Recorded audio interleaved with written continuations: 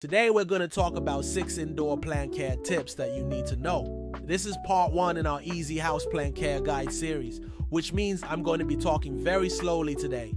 If you're a new plant parent or if you have been a plant parent for many years, I think you will find something in this video that is useful for you. Let's go ahead and get started. Tip number 1 is knowing whether or not your plant is getting enough light. If you've watched my channel at all, then you know that I love low light plants. But every plant is going to have a different preference. So the best way to know if your plant is getting enough light is to observe the growth habit of your plant. If your plant is tall and gangly, then that's a sign that it's probably not getting enough light. Or if your plant is growing really fast, that's also a good sign that it's getting enough light. Conversely, if your plant is kind of like wilted over and its leaves are falling off, that's a sign that you may be overwatering your plant or that it's not getting enough light. See how the leaves on this monstera are kind of yellowing and wilting over? That's because it's not getting enough light. And you can see how the petiole or the leaf stalk here is also elongated and kind of wilted over. That's a sure sign that this plant isn't getting enough light. Also, if your plant starts growing lots of aerial roots, that could mean that it's not getting enough light. The plant is trying to reach up and grab onto light that it thinks is over here somewhere. But in general, if you see that your plant's growth slows down and it kind of stops growing altogether, that's a sure sign that it doesn't have enough light. The second thing that you need to know is how often to water your plants. This is something that terrifies a lot of people, especially if you're a new plant parent. But I'm gonna let you in on a little secret. One of the biggest mistakes that plant owners make has nothing to do with watering. It has everything to do with overwatering. So in general, you wanna follow the less is more rule when it comes to watering your plants. Okay, so how do you know if your plant needs water? Well, you can do the finger dip method, where you stick your finger into the soil. And if it's dry, then you know that it's time to water your plant. But my favorite method is actually to just pick up the pot and feel the weight of it. Because obviously when the pot is heavier, that's a sign that there's still plenty of water in the pot and you don't need to water again.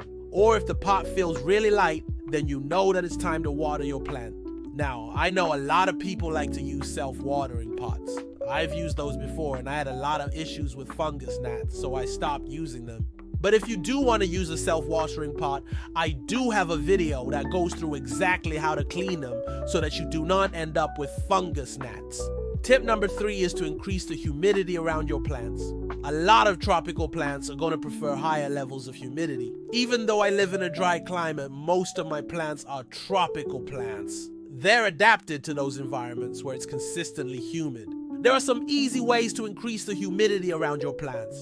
For instance, you can group plants together. When you have several plants grouped together, you'll notice that there's more humidity in that area than there would be if there were no plants there at all. Another thing that you can do is use a propagation mix in your pots. Propagation mixes retain a lot more water than regular potting soil. So if you add a layer of propagation mix on top of your soil, that will help increase the humidity around your plants. Another thing that you can do is place your plants on a tray filled with pebbles. Just fill the tray with pebbles or even water, and then place your plant on top of that. The water will evaporate and that will increase the humidity around your plant. Now, tip number 4 is to pay attention to the temperature around your home. Certain areas of your home might be too cold or too hot for certain plants. For instance, I have this lemon tree here and I bring it outside during the summertime. During the wintertime, I bring it inside and I place it next to a heat register. It does really well there, it's happy. Now, during the summertime, I place it on a cooling mat because it doesn't like the heat. You'll notice that the leaves turn kind of yellow and wilted over and it just doesn't look as happy. So you do have to pay attention to the temperature around your home and kind of move your plants around depending on the season. Tip number 5 is choosing the right soil. If you purchase a plant that comes in one of these containers, you'll notice that it's growing out of this peat pot. Peat pots are great because they're biodegradable. However, you cannot grow a plant long term in this type of soil. Most container plants come with peat pots. What you want to do is take the peat pot out, break up the roots a little bit, put them into a container with drainage holes, and then fill it with soil that retains a lot of moisture. That way, your plant is going to be able to grow for many years to come. Tip number 6 is to know when to repot your plant. Plants are going to outgrow their containers, and that's a good sign that you need to repot your plant. It's going to be root bound, which means that there's roots circling in the container and coming out of the drainage holes. you'll notice that the plant is not going to be able to hold itself upright anymore. At that point, you'll want to get a larger container, put it in soil that retains a lot of moisture, and that will help your plant thrive. Tip number 7 is to fertilize your plants. I like to follow a simple fertilizing schedule. I fertilize my plants once in the spring, once in the summer, and once in the fall. I do not fertilize in the wintertime because plants are dormant, but you do have to fertilize your plants, especially if you want them to have lots of blooms and foliage. If you're not fertilizing your plants, then it's going to cause the foliage to become yellow and wilted over. And finally, tip number 8 is how to prevent pests. I'm not going to go into detail about this, but I do have a video that goes through how to prevent pests naturally.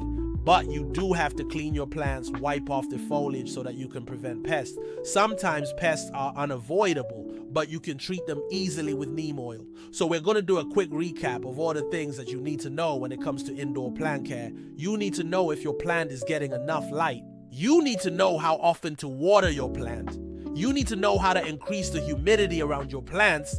You need to know if the temperature around your house is affecting your plants. You need to know how to choose the right soil. You need to know when to repot your plants.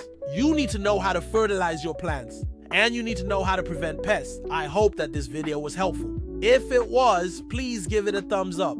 I would really appreciate it. And consider subscribing to the channel. Your plants will thank you. And so will I when you join our plant-loving community. See you next time. Bye!